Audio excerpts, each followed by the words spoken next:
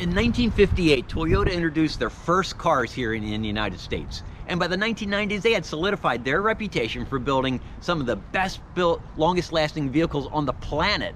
But they also knew they had a problem. They had an image problem, and their cars were boring. And that's why for 1999, they decided to pull out all the stops, clean sheet of paper, create a sexy, sleek design that was gonna wow the world.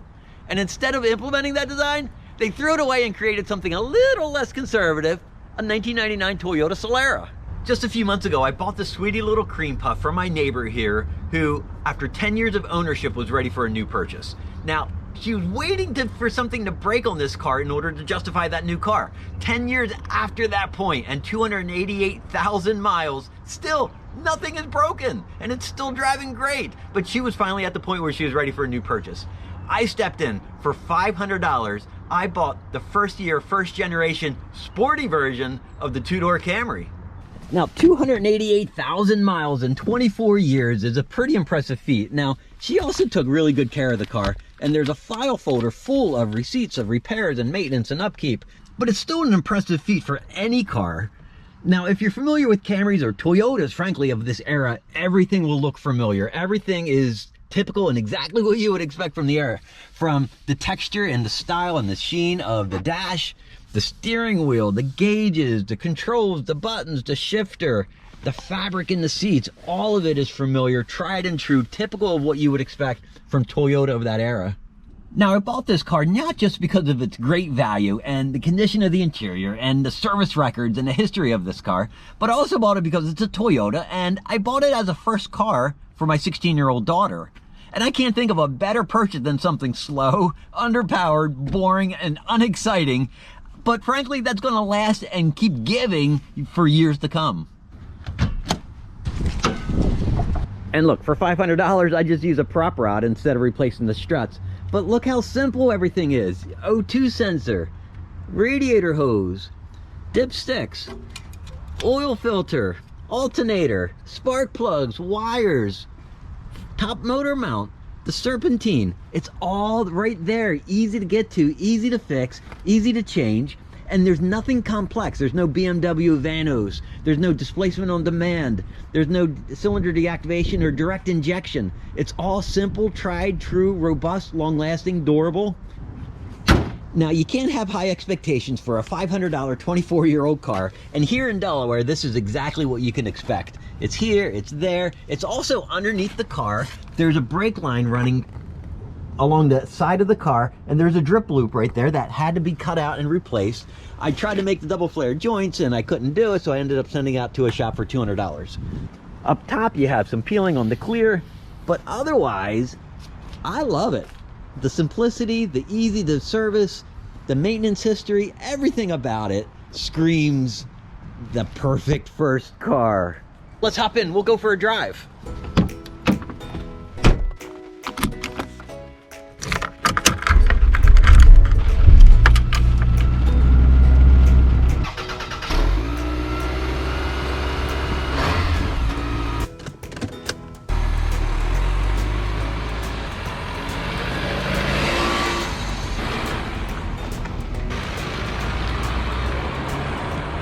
Tell you what, I don't know how they did it, but Toyota unlocked the mystery of creating cars that last this long with this many miles, and it still feels way newer than it really is. I don't know how they did it or what they did, but they got it figured out. And look, this car was inexpensive, I get that, but you also get what you pay for. Between the rust, the hood struts, the brake lines, there's also a bunch of little problems also with this car. The rear shocks, they bang and rattle and just really annoying, frustratingly annoying. Check engine lights on for a catalytic converter. But the car's registered for the next year and a half almost, so I'm just gonna roll with it. I got no worries, and for what I paid, I'm good. Now, my first car when I was in high school was 24 years old as well. I paid $2,000 for that car. It was a 1963 Chevy Biscayne. It did a lot more piddling of oil through the rear main seals than this does with transmission fluid. I think I broke everything on that car at least twice over the 10 years that I owned it. This car new in 1999 was $18,700, and that's a lot of money. I didn't think it was. I mean, it doesn't sound like a lot at first, but in 1999 dollars, like with inflation factored in, 32 grand today if you were to buy this car if it was brand new. 32,000 is a lot. Now I looked up the competition for domestic models. Chevy Monte Carlo, same exact price, almost to the dollar. And I don't think you're gonna find any 1999 Monte Carlos with 300,000 miles still going strong. The 135 horsepower in this car, in the 4-cylinder, isn't gonna win any races. We all know that. The 4-speed automatic, is best, you know? Nothing wrong with it, but it does the job, but it's not exciting. Toyota did think of adding a little spice to the ingredients. They also offered a 200 horsepower V6 model, a 5-speed manual as well, and they also offered a convertible too. Getting into this car is like putting on your favorite jacket or your favorite pair of jeans. It just feels right. Everything's comfortable and familiar. Everything is laid out properly and ergonomically, it's in the right places.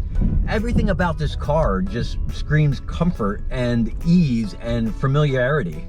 If you fire up the time machine and go back to 1999 and you look at the commercials for this car, none of those ads referenced performance or specs or dimensions of the car. They all referenced the lifestyle that you get with driving the sporty Camry. Introducing Solara, an entirely different kind of Camry. It's for you. They also had a knack of calling this car 2 different names in the different commercials. Sometimes it's Solara, sometimes it's Solara. Tomato, whatever you call it, it's a 2-door Camry. But the real problem for me and my daughter with this being her first car is that she doesn't want to drive it anymore. A couple weeks ago, I bought a Jeep Wrangler. That's all she wants to be behind the wheel in. And I can't blame her. It's a lot of fun. But this is a car that she's going to appreciate and love and enjoy and respect for years to come.